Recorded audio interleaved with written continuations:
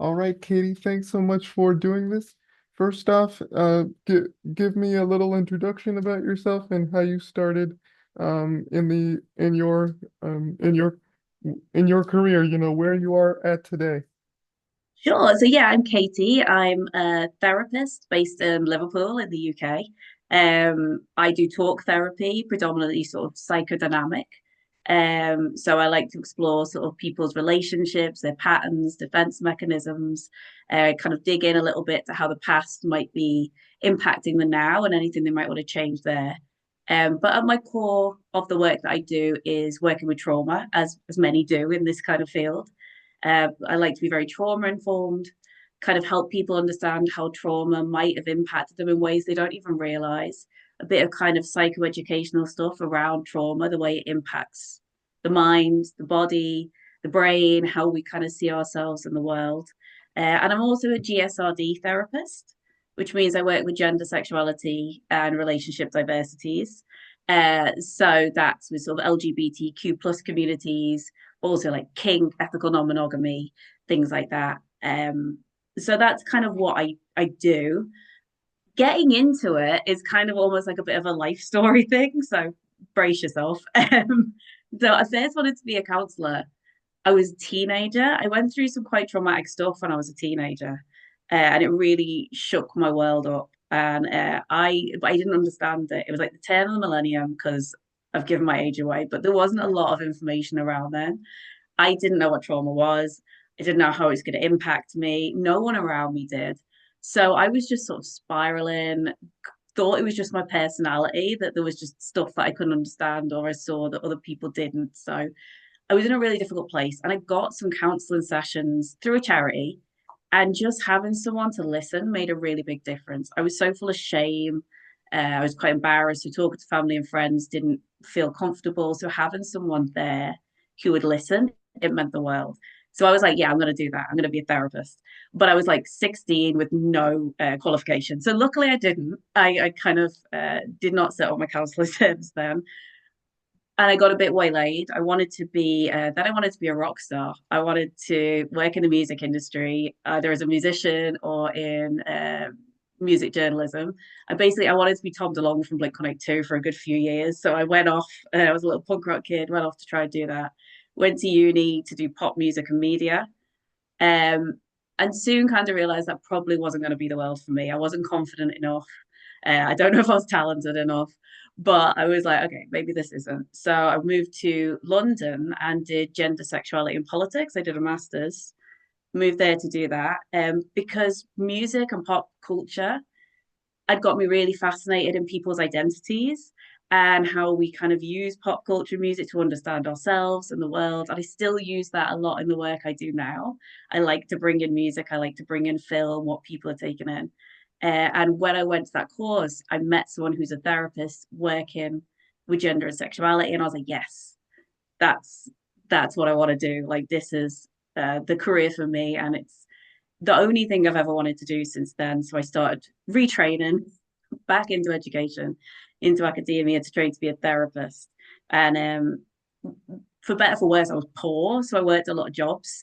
So I was working like in a punk rock venue behind the bar. I worked in a rockabilly hair salon, a rockabilly clothing shop, doing like bits of modeling, working at clubs, tattoo parlors, whatever. And through that, met a lot of people and heard a lot of stories. So I think the combination of actually doing the academic side and doing the training, but also like anyone that's worked in those jobs knows you hear a lot of stories from people, and getting to know about people's lives and cultures through that really then kind of informed what I wanted to do and how I wanted to set up my practice. So kind of I lived a life with a lot of trauma and a lot of fun stuff and tried to bring it together. hmm So, earlier you mentioned that you work not just in GSRD, but also like in the psychodynamic world. So could you talk a little bit about those two camps? Yeah, I mean, it's psychodynamic, I guess, is the more kind of traditional way of looking at it. I guess I'm a bit more modern in the approach of it, but I like to kind of go in and do a bit of like analysis with people.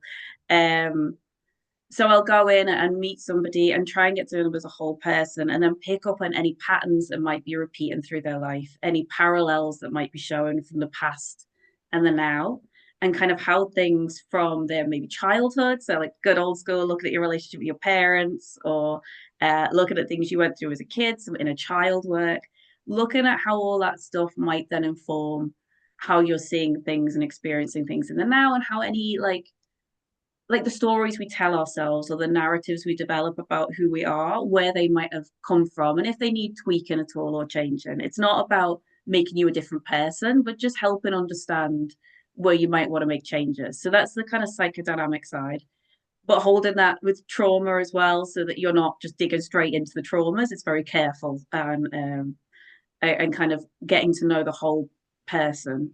And then GSRD is we have a group over here called Pink Therapy, who very much inform the GSRD therapy world. They run trainings, and I'm a part of that. I'm one of the therapists on their kind of books, and that's just really understanding, not just kind of so when we work with gender sexuality relationships, it's one thing to be like, yeah, I'm fine with it. Like, I welcome anyone can come in. But then there's the other part is like really understanding what it would mean for someone. So kind of understanding cultural trauma, historical trauma through different, the history of, for example, Section 28 over here had a big impact on how people might see themselves now. So that was the act that banned people from kind of talking about sexuality in schools. So that would impact people's sexualities now and how they might have had trauma through that growing up with a feeling of difference. Kind of the slow drip trauma of feeling there's something about yourself, but you're not really sure what it is, and you don't know how to explore it with friends because you feel shame around it. There's lots of different layers, and really understanding gender, because we all have gender and we all have some kind of identity, we all have sexuality. So I feel like it's a really core part of work and getting to know a whole person for who they are, and also just providing a safe space to talk about that. We're in a world where it doesn't always feel safe. Mm-hmm. That's what I was gonna, that's what I was my next question. So how, for Right. those people that are suffering from different types of trauma, whether it be, like family trauma or whatever, how do you sort of in in the therapy room, how do you sort of help clients with those struggles? So there will be certain things that are sort of technique based of kind of one I use is like sort of a psychoeducational part, which is actually helping people understand how trauma works. I think we know trauma to some level, but they might not always recognize how it's impacting them and how it's showing either in the body, in the way they're seeing themselves. For example, people will not necessarily recognize that what they're experiencing is a trauma response, or they might think they don't have flashbacks because they don't see anything, whereas actually they're having emotional flashbacks. So a bit of educational stuff, because I think having an understanding is really helpful in itself. Then techniques like, sort of breathing, tapping, grounding exercises, they're always super helpful in the now. But I think a big part that I like to use is relationship. For me, at the core of my therapy work is the relationship. I think I'm quite authentic. There's the old idea of like the blank canvas, and I'm not in like any sense of the word. So I kind of like to utilize that because when someone's been through trauma, particularly around sense of self or relationship, it can be really hard to let people in, and it can start to impact the relationships that they're having. There can be defense mechanisms. It might be hard to allow intimacy or vulnerability. Connecting might feel hard because of trust. So for me, it's kind of really utilizing the relationship at the core to kind of provide a safe place where people can practice intimacy, where they can allow themselves to be a little more vulnerable, where they can start to feel more like themselves again if they haven't, they've lost that. Because the big part of going through, particularly something like psychological abuse, is you just lose yourself. And so encouraging a space of empowerment and how they can start to feel like who they want to be again. I really like to use that. So you get to know somebody and you allow them to get to know me. I'm not going to make it about me. It's not my session, but they'll probably pick up a bit about who I am. Hopefully allow a space where they know they can talk about anything. I'll utilize bits of humor sometimes. I'll utilize pop culture. I'll kind of utilize a little bit of self disclosure. I'm open that I've been through psychological abuse myself. It says on a lot of my websites and things. So, and kind of really encourage the person to connect with themselves again, because that's a big part that can get lost through trauma. Mm-hmm. And getting back to your work in GSRD, so like Yes. folks who are sort of struggling to sort of figure out how to identify themselves, how do you sort of really help them through that life transition?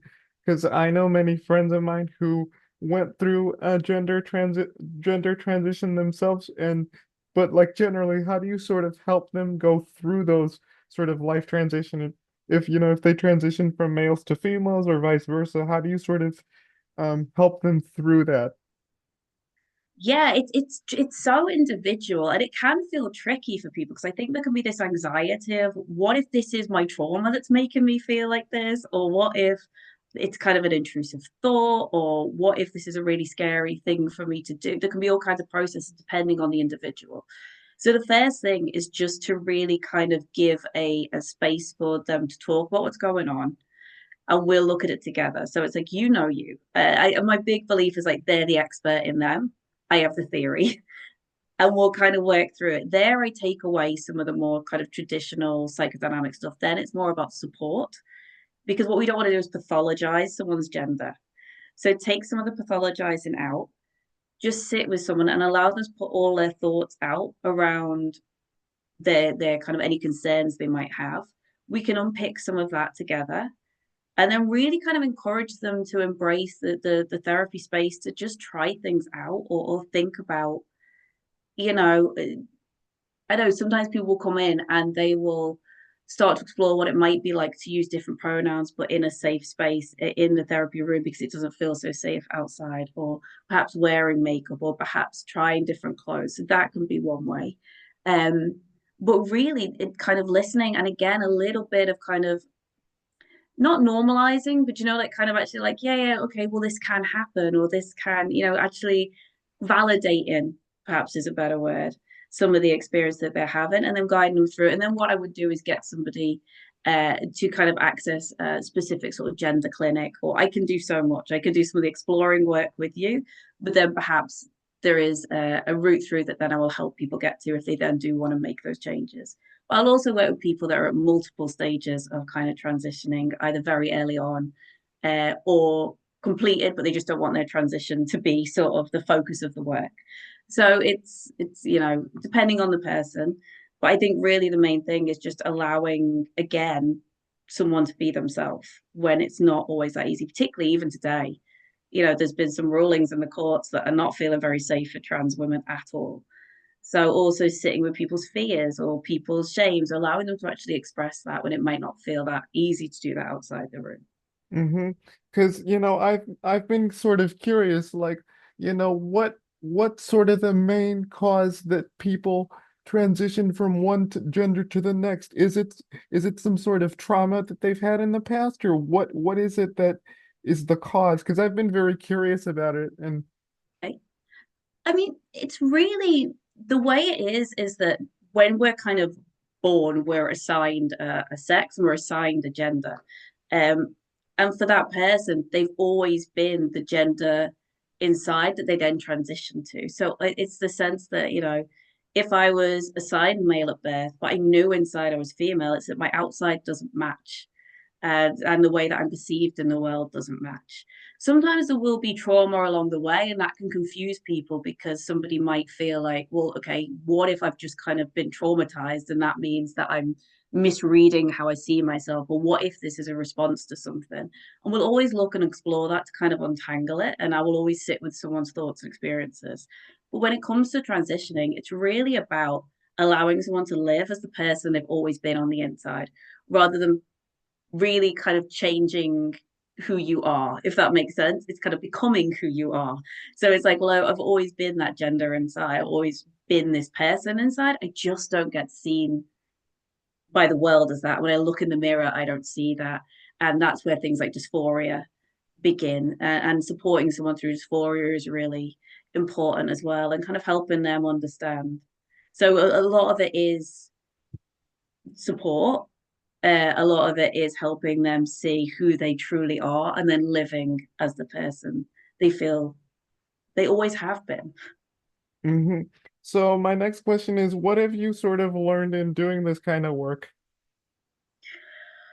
I've learned so much, you know. The one thing I love about my job is like, while I'm hopefully helping other people and seeing them grow and change and develop into who they want to be, whether that's gender identity, whether that's just a more confident person in the world or more self-assured. I've learned so much about myself through it too. I've learned so much about my own kind of authenticity. I've had to challenge myself. Um, and I think it's really been part of learning confidence in myself to spot signs because I did go through psychological abuse, right?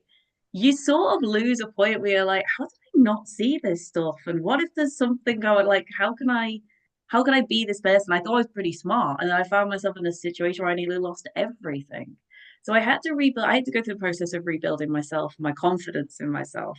And now helping other people recognize the signs and helping other people grow and they'll kind of bring in a new relationship and be like, are these red flags? Like, well, what do you think? Potentially, let's talk about it.